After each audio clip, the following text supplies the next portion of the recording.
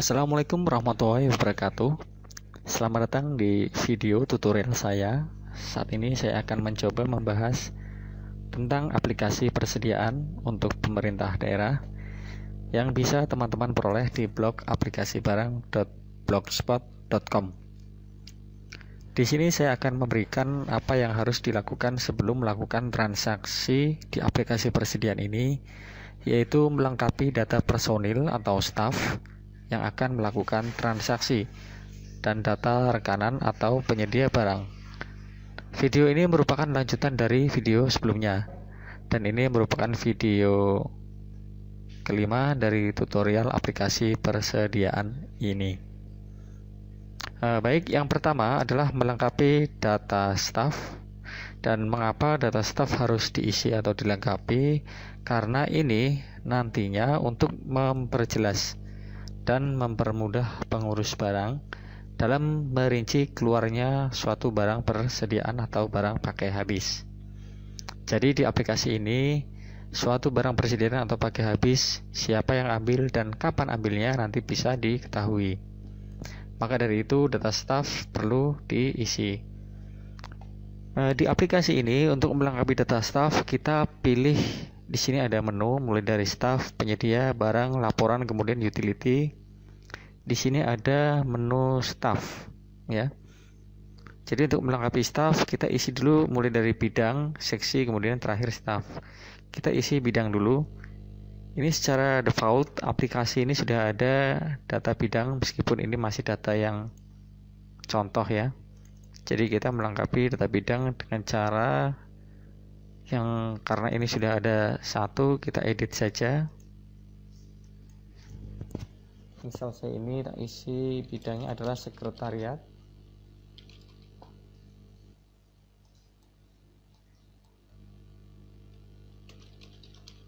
Ini contoh saja. Kemudian setelah kita pilih edit tadi, pilih simpan. Di sini muncul apa data ini akan disimpan, ya. Kemudian oke. Untuk menambahkan data yang lain, klik tombol tambah.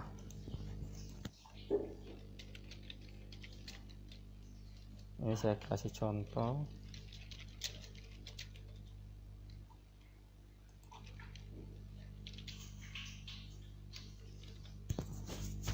Setelah klik tambah tadi diisi, kemudian klik simpan, ya.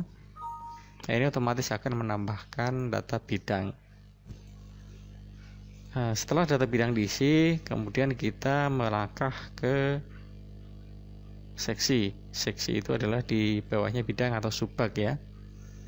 Nah, di sini juga sudah ada contohnya. Jadi kita akan mengedit. Mengedit itu adalah merubah data yang sudah ada. Kalau kita mau menambahkan baru, kita klik tombol baru. Karena ini kita akan mengedit, kita pilih tombol edit. Nah, ini kita pilih, misal ini seksi.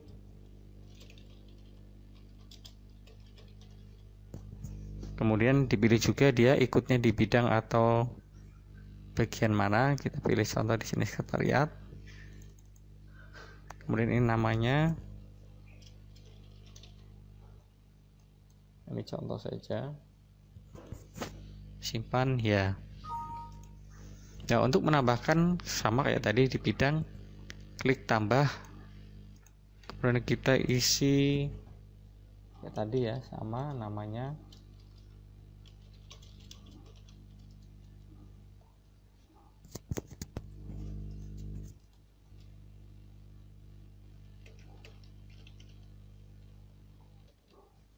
Kemudian kita klik simpan. Nah, baru setelah bidang dan seksi diisi, kemudian melangkah ke staff. Di sini staff juga sama, tadi sudah ada isinya, ya, secara default. Kita mau merubah, tinggal edit saja. Kemudian kita isi nama staffnya. Nah, ini kita pilih subbagnya ikut mana.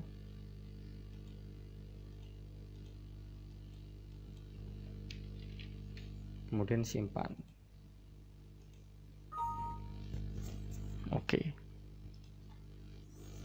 Nah, setelah bidang seksi staf sudah terisi, nah, yang kedua adalah kita mengisi data penyedia. Jika tadi kita mengisi data staf adalah orang yang mengeluarkan atau mengambil barang, kita klik menu penyedia. Penyedia di sini adalah nama instansi atau nama toko ya, dia yang menyediakan atau yang menjual barang terhadap kantor kita. Nah, di sini sudah ada penyedia stok ya. Ini maksudnya kenapa stok ada, itu adalah dia berguna untuk stok awal. Jadi kalau misal awal tahun barang itu masih akhir tahun ya, akhir tahun barang itu masih ada, kemudian akan dipindahkan ke awal tahun, maka stok. Nah, di sini adalah penyedianya stok. Ini nggak bisa diedit ya, atau bisa diedit tapi untuk namanya stok tetap stok. Dihapus ini juga nggak mau ya, karena memang defaultnya harus ada. Jadi kita bisa menambahkan ya dengan klik tambah. Oh ya, ini sebagai pengetahuan dasar ya, di sini memang ada beberapa tombol di setiap sub menu ya. Ada tombol edit, hapus, kemudian tambah, batal. Ini tertentu ada yang tombol trans itu transaksi. Nah, ini saya jelaskan sekilas. Untuk tombol edit adalah untuk mengedit suatu data setelah data itu dipilih.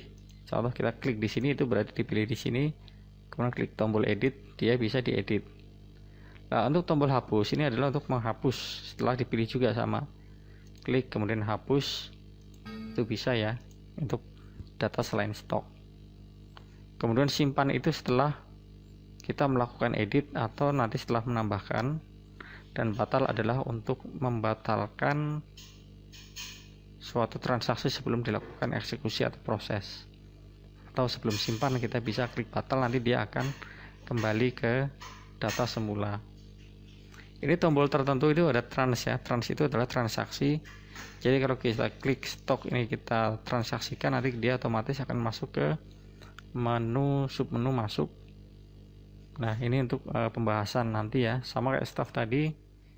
Di sini juga ada trans, itu nanti otomatis dia akan masuk ke menu keluar, meskipun secara di submenu ini juga sudah ada menu keluar, ini bisa dipilih staffnya. Jadi itu fitur tambahan saja. Baik, kembali ke penyedia ya. Tadi sudah dicontohkan ya, ini karena sudah ada stok, kita klik tambah saja. Ini baru bisa diisi. Misal toko ATK, alamat. Ini contoh saja.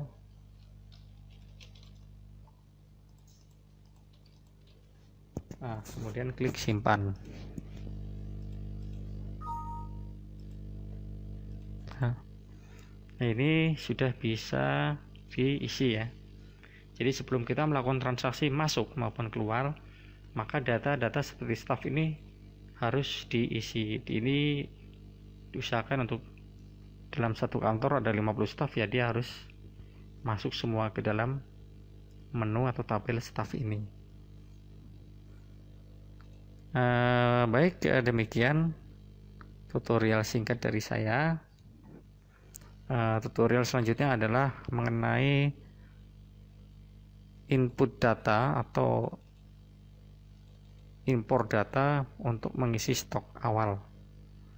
Terima kasih atas perhatiannya. Wassalamualaikum warahmatullahi wabarakatuh.